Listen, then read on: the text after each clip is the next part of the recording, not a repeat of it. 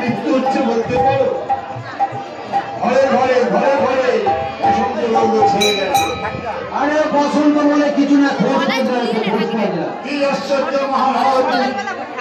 কারণ বসন্ত রোগে প্রজাগণের মৃত্যু হল না, আমার কিনা বলে সামান্য তুচ্ছ খসবা জেলার কিনা মৃত্যু হয়েছে। যাই হোক মহারাজ, আমি আপনার সঙ্গে তর্কে যেতে চাইতে পারব না। বসন্ত হোক আর খসবা জেলায় হোক,